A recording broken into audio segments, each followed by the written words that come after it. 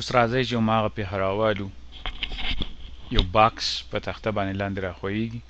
خو دا ځل داسې وګڼو چې د باکس او د تختې د مخ ترمنځه زیږوالي زور شته او مونږ یې هېرولی نه شو یعنې دومره دا مخونه زاږه دي چې په یو بل باندې یو زور لګوي نو مونږ به د باکس دا راښویېده یو پیښه ده دې ته به د نیوټن د قانونونو په رڼا کې وګورو بیا هماغه خبره ده چې ټول زور په یو خاص اړخ کې برابري د ماس ځله اکسلریشن په هغه اړخ کې او دې ته به مونږ هغسې چوکاټ جوړ کړو څنګه چې مونږ مخکې دې ته رغولی و او هغه دی چې ایکس په دې اړخ کې واخلو د تختې سره سره به دا زمونږ ایکس اړخ شي او د دې بیخي نیغ په نیغه یا پرپینډیکولر دې ته به وای اړخ ووایو او دا ایکویشن به مونږ د دغه دوه اړخونو دپاره روڼ کړو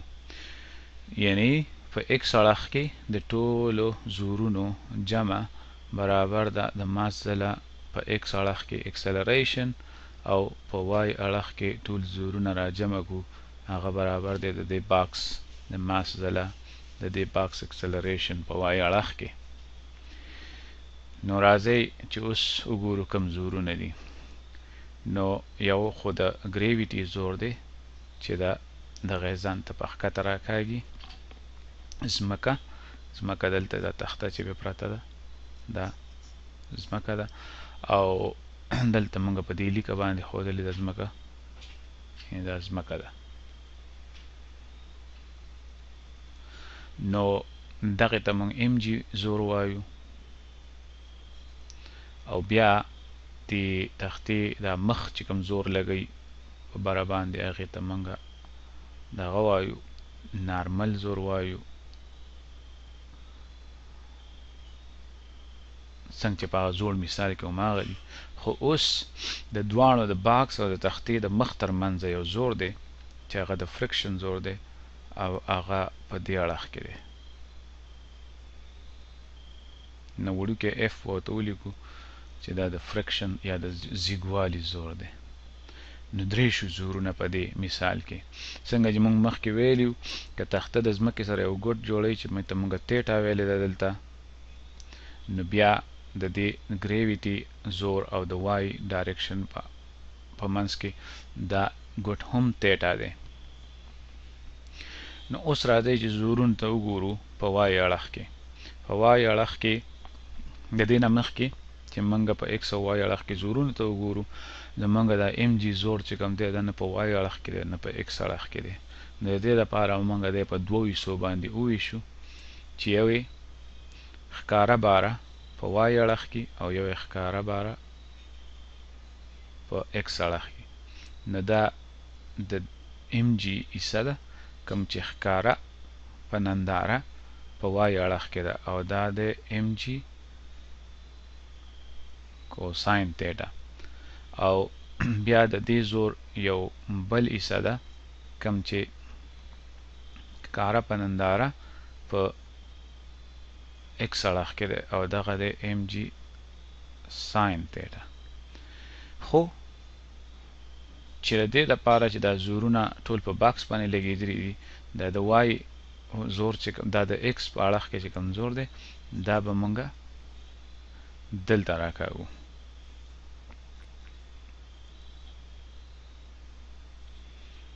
د وای اړخ زور به مونږ راکاږو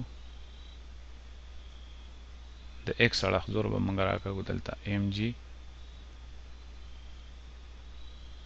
ساین تیټا اوس دغه ګریویټي دا زور ام جي به لرې کړو ځکه چې مونږ د دې حصې جوړې کړې دې ته اوس ضرورت نشته نو راځئ چې اوس دغه ایکویشنز ته وګورو په وای اړخ کې به ترې ړومبی کړو په وای اړخ کې ټول زورونه اف ان په پازیټیو وای اړخ کې دی به پازیټیو ولیکو ام جي کوساین تیټا په نیګیټیو وای اړخ کې دی به نیګیټیو ولیکو ماس ځله اکسلریشن په وای اړخ کې په وای ډایرکشن کې ویلاسټي 0 ده نه بدلیږي د دې ټول خوځښت په دوران کې نو ویلاسټي چې نه بدلیږي نو اکسلریشن صفر وي نو ماس ځله صفر شو دا خو صفر شو نو د وای اړخ ته چې کله موږ د نیوټن د اکویشن اپلای کو نو موږ ته دا وښوده چې د تختې د نارمل زور او د ګریویټي یوه حصه کوم ته چې ام جي کوساین تیټا وي په دې چوکاټ کې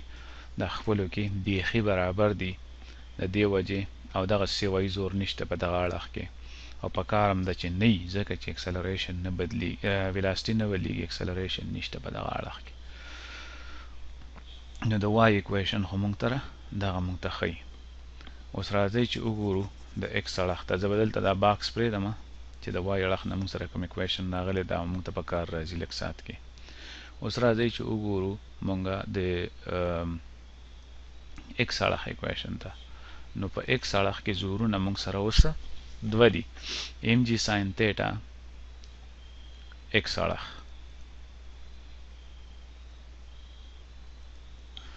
ام جي ساین تیټا موږ سره په پازیټیو ایکس اړخ کې دی او وړوکی اف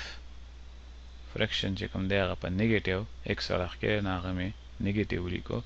دا به برابر وي د دې باکس ماس ځله اکسلریشن په ایکس اړخ کې د دې مطلب دا شو چې دا اکسلریشن په ایکس اړخ کې برابر شو چې دواړه غاړې په ماس وویشو دا به برابر شي جی ساین تیټا او د هغې نه لرې که د فرکشن په ماس ویشلې سمه ده اوس به دلته ځان ته زه اوزګار کوم تاسو ته به زه یو نوې خبره وکړم او دا خبره موږ مخکې نه ده کړې خو د زیږوالي دا زور او دا نارمل د تختې دا مخ چې په دې باکس باندې کوم لګی دا خپلو کې تړلي دي او کله چې یو څیز په خوځښت کې نو د فرکشن فورس سره موږ د فرکشن فورس باندې وړوکی شان کې وکړو دلته چې موږ دا رعایت کړو چې دا د خوځښت په دوران کې فرکشن دی فرکشن دوه قسمه یو کو دا باکس نه راخویږي په ځای ولاړ نو په د باندې بیا هم د زیږوالي زور شته هغې ته سټیټیک فرکشن وایي یا د ولاړې زور دی دا او کله چې دی راخویږي د خوځښت په دوران کې چې کوم د زیږوالي زور یې هغې ته اف کې وایي دا اف کې د زیږوالي دا زور چې دی دا موږ لیکو چې دا د نارمل فورس پورې تړلی دی زور پورې تړلی دی او د دې دواړو کوم تړون چې دی نو هغه په یو کانسټنټ باندې دی یو نمبر دی چې هغې ته وایي میو کې یعنی د زیږوالي کوفیشنټ ورته وایي یا داسې یو شی دی دا د مختلفو موخونو لپاره مختلف یعنی که دا باکس هم د لرګي او دا تخته هم د لرګي نو دا میو کې به یو شمیرئ او کنه دا وسپنې دواړه نو د دې به بله شمیرئ کنه وسپنه او لرګي نو دا میو کې په دې باندې په دې پورې اړه لري چې دا باکس او دا تخته د څه شي نه جوړ دي نو په تجربو کې خلکو دا معلوم کړي دي او دا چې کوم دی نو دلته به زه تاسو ته وښیم په دې ټیبل کې چې میو کې چې کوم دی دلته موږ وګورو چې لرګي په لرګي راخویږي کوم چې دا دی نو دا میو کې د 0.2 برابري یعنی دا نمبر به موږ راکړی شوی یا به موږ په ټیبل کې ګورو نو خو نارمل او فرکشن فورس همیشه یو بل پورې دغسې تړلي او بیا موږ ته د وای اکویشن نه دا پته ده چې نارمل فورس د څه برابر دی هغه برابر دی د ام جی کوساین تیټا نو راځئ چې دغه اف کې دا ویلیو دلته ولګو او موږ ته دا اے ایکس معلوم کو چې دا څومره دی نو اے ایکس برابر شو د جی ساین تیټا ماینس او دا میو کې ام جی کوساین تیټا او بیا په ام باندې ویشلې نو ام د ام سره لاړ او موږ سره دا اے ایکس راغی د جی ساین تیټا ماینس میو کې جی کوساین تیټا. دا ایکویشن هم په کار راوست، دا به د منځه لرې کو. اوس تاسو ګورئ دا جی پکې شریک دی، نو دلته موږ سره راغی ساین تیټا او د هغې نه لرې کا میو کې کوساین تیټا.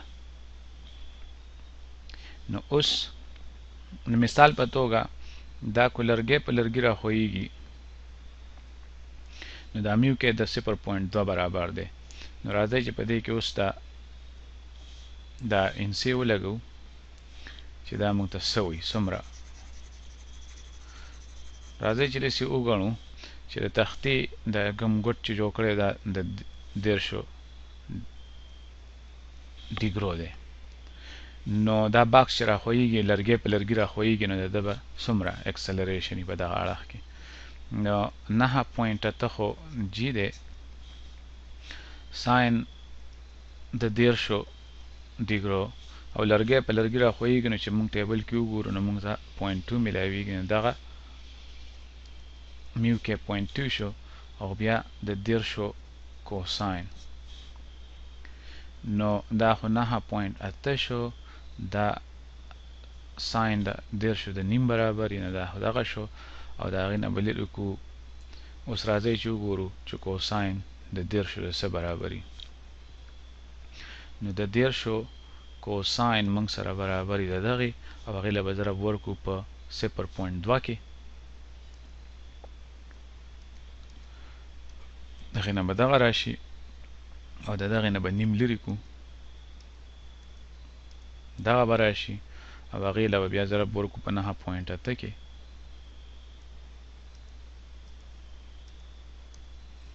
نو 3.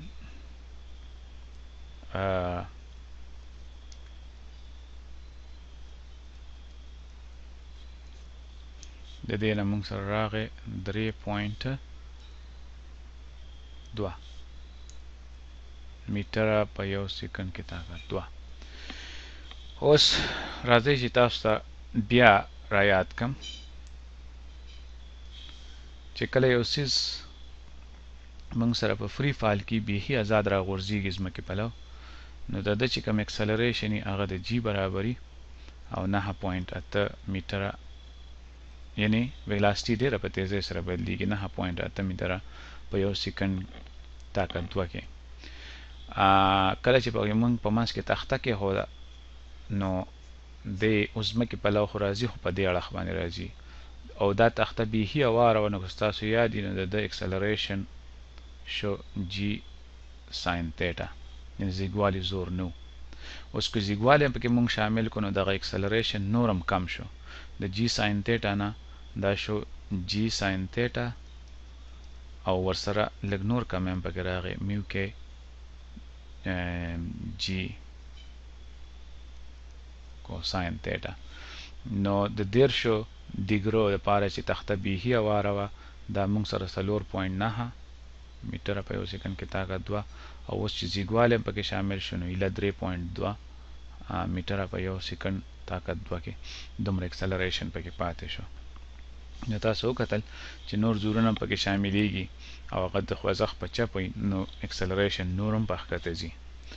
نو په دې باندې به نور بحث جاري ساتو، نور مثالونه به کوو دغه شان، او د نیوټن په دې قانونونو باندې به زمونږ مټ پخېږي ورو ورو.